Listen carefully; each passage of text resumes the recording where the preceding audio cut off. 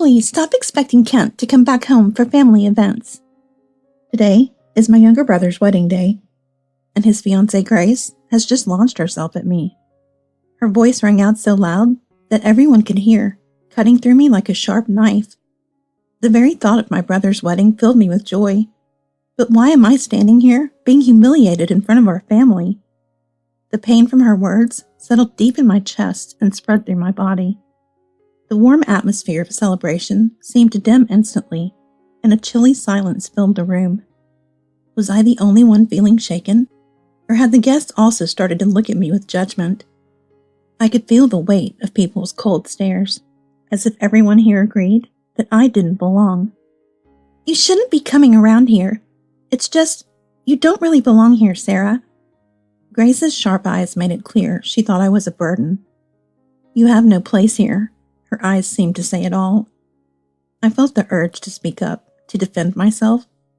But every time I tried to find words, they got caught in my throat. Anger, sadness, frustration, they tangled inside me, too overwhelming to sort through. Every breath felt tight, and my legs started to shake. As much as I wanted to deny it, I couldn't help feeling that maybe she was right. Had I depended too much on Kent? I'd leaned on my younger brother over the years, maybe even without realizing how much of a burden I'd become. It's true that my presence was straining their relationship. Then maybe I was the problem. But even if that's true, she didn't have to say it like this. Grace's words had only one purpose, to make sure I knew my place. I understand. The words came out as if someone else was speaking them. I could barely recognize my own voice. It was quiet, rough, drained. But that was all I could say. I stood up calmly, trying my best to keep it together. I wanted to stay and at least see the ceremony through to the end. But I knew I couldn't stay in this room any longer. The thought of tainting Ken's happy day with my presence was unbearable. I took a step toward the door, feeling like I was slipping out of my own life. Just as I reached for the door handle, there was a loud crash behind me. I turned and saw that a chair had fallen over.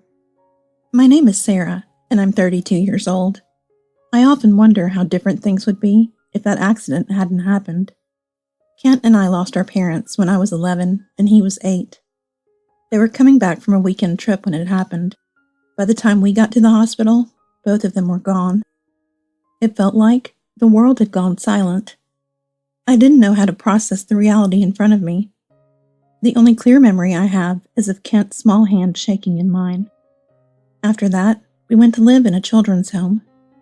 The staff there were kind, and we quickly got along with other kids. But no matter how familiar our surroundings became, there was always a hollow ache inside. I wanted to see Kent smile, so I promised myself I wouldn't cry in front of him. I thought if I cried, he'd be sad too. Being a big sister became my reason to keep going. I didn't deal with my own loss. Instead, I focused on taking care of Kent. Taking care of him felt like a purpose that anchored me. When I turned 18, I had to leave the children's home. There were programs to help us pursue college, but I chose not to use them. If anyone was going to college, it had to be Kent. I started working during the day and went to night classes at a vocational school. I studied event planning. I had a small dream of starting my own business someday, but that dream was distant. My main goal was to support Kent. I even took out loans to make sure he could go to college. I knew a scholarship could help, but I didn't want Kent to worry about finances. While I worked, Kent was working hard at his studies. Watching him study fueled my resolve to support him however I could. And Kent didn't let me down. He graduated from college and landed a job at a large company. I couldn't hold back my tears when I heard the news. All those years of hard work and debt were finally worth it. As long as I could see him happy, every struggle was meaningful. After starting his job, Kent began sending me $1,500 a month. I wanted to tell him to keep the money for himself, but his message left me speechless. Sis, you did everything for me. Not giving something back would feel wrong. Please accept this. Reading his words, I cried again. It moved me to know he had recognized my sacrifices. but I also felt a strong sense that I couldn't keep relying on him. So, I quietly started saving the money. I wanted to return it to him one day, if he ever needed help. With the skills I learned in school, I started a small event planning company. At first, I worked alone, but over time, business grew and I became busier. Kent started helping me on the weekends, even though his job was demanding. Then one day, Kent told me he had started dating someone, Grace. She worked at a partner company, and Kent seemed thrilled. Seeing his happiness made me genuinely happy for him. A year later, Kent told me he was planning to marry her. We were walking home after dinner when he told me. I felt a strange weight settle inside me. I wanted Kent to be happy, but I also felt an odd pang. Was it loneliness? The fear of losing him? I congratulated him, smiling, but inside, I felt a mixture of emotions.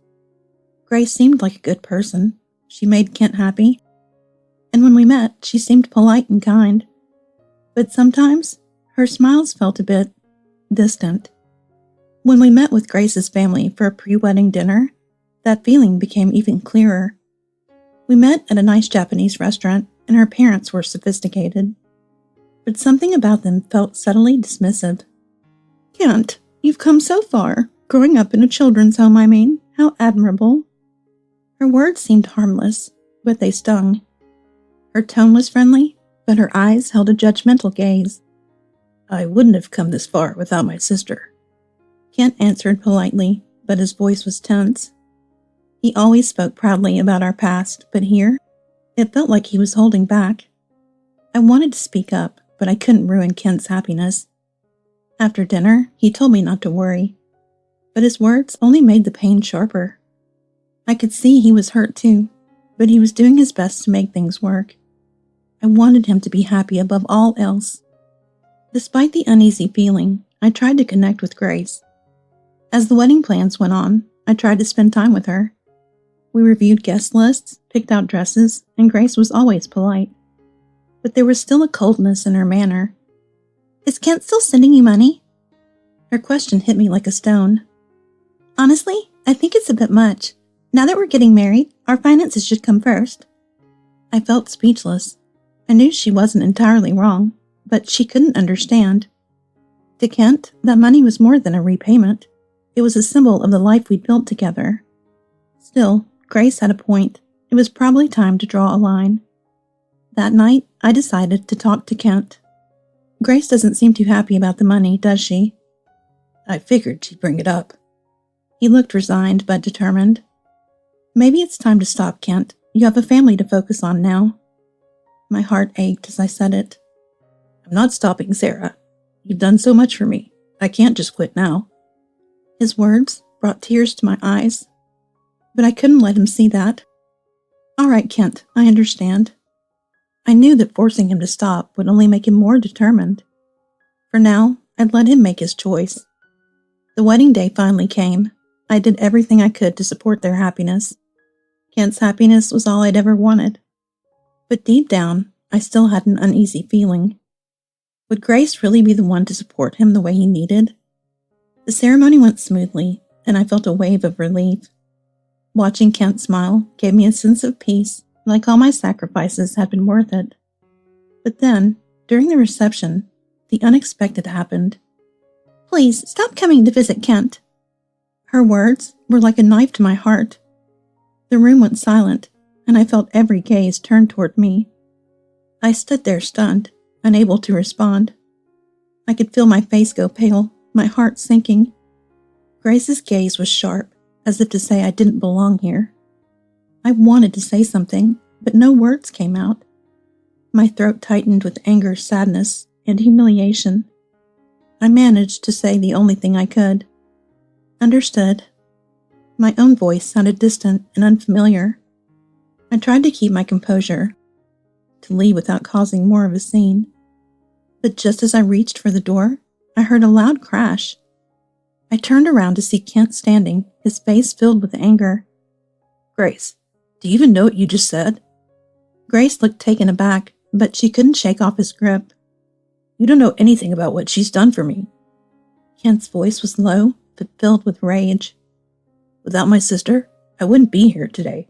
She sacrificed everything to make my dreams possible."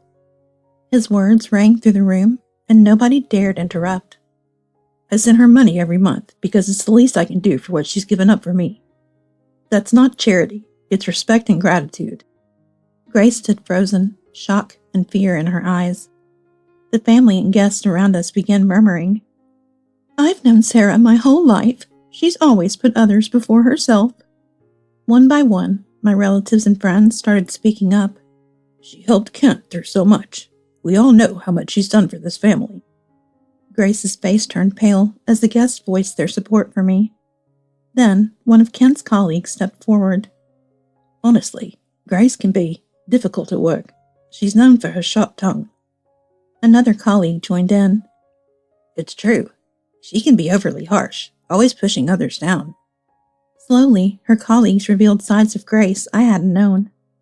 With each confession, Grace's face grew paler, realizing the respect she thought she'd earned was slipping away. Just then, the doors opened, and a man entered the room. He was impeccably dressed, a quiet strength radiating from him. "My apologies for being late. Mr. Jameson, welcome." Mr. Jameson was a prominent figure, a senior manager from a major business partner of Grace's family's company. "Is something the matter here?" "Oh, no, Mr. Jameson, just a family misunderstanding." "I see." But his eyes told me he sensed more than he let on. "You must be Sarah. I've heard impressive things about your event planning company." "Thank you, Mr. Jameson." I was surprised that he knew about my work. "Mr. Jameson, Sarah is a foster home graduate. I'm sure we'll want to evaluate partnerships with that in mind. Actually, I grew up in foster care myself." The room fell silent, and Grace's father's face went pale. "I've always respected those who push through adversity. Sarah's work reflects that spirit. At our company, we choose partners based on merit, not background. Excluding someone due to their past would be against our values." His words filled me with pride and gratitude. "Sarah has been a pillar for our community." Grace's words were out of line. "I agree. Our family deserves better." Kent's words rang with finality. "I can't marry someone who doesn't respect my family." Grace looked stricken, but she couldn't protest. Kent walked over and hugged me tightly. "Thank you, Sarah, for everything." "Thank you, Kent. I'll always be here for you."